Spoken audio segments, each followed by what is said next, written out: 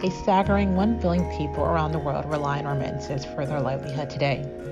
In 2022, over 200 million migrant workers sent almost 100 billion in remittances back to their home origin. So what are remittances? When migrant workers send part of their earnings in the form of either cash or goods to support their family or friends who live abroad. It now represents the largest source of foreign income for many developing economies. Why do remittances matter? Globally, remittances are one of the most important sources for income for nations, especially those with low and middle income. More than 7 countries rely on remittances for at least 4% of their GDP. It has proven to alleviate poverty, improve nutrition, and increase school enrollment rate in recipients' nation. Which countries are the biggest recipients of remittances? The top 5 nations are India, Mexico, China, the Philippines, and Egypt.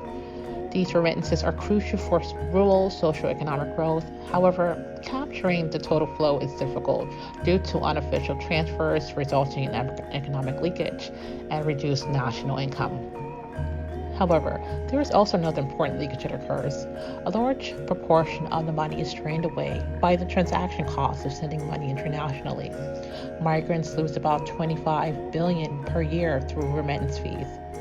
Given the typical low income of migrants and the small amount of each remittance transfer, too much is being spent on these transactions and too little of the money is reaching migrants. This amount is actually equivalent to the official development assistance given each year by the United States to developing countries.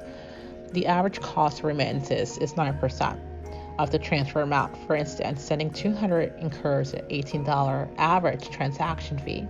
In certain areas, the cost of sending remittances is significantly higher than others. For example, sending money from the United Arab Emirates results in the average fee of approximately 4%. In Africa, however, most remittances fees hover around 12%, and some even reach 20% when transferring funds. Sub-Saharan African families could receive an additional $1.3 billion if the charges were reduced to the global average. This is a serious issue for the development community because it takes away from some of the world's poorest. In 2012, $7 billion was lost in fees out of $60 billion sent to Africa. Sub-Saharan Africa remains the most expensive region to send money to, with an average cost of 8.35% in the first quarter of 2023. So what can government, remittance providers, and international organizations do to bring costs down? Number 1, improve efficiencies. Domestically and internationally, public authorities should improve payment systems infrastructure to eliminate inefficiencies. 2, provide access to information. Consumers should have easy access to remittances information with databases like those in Australia and Italy. Consumer protection, risk management, and good governance can boost trust.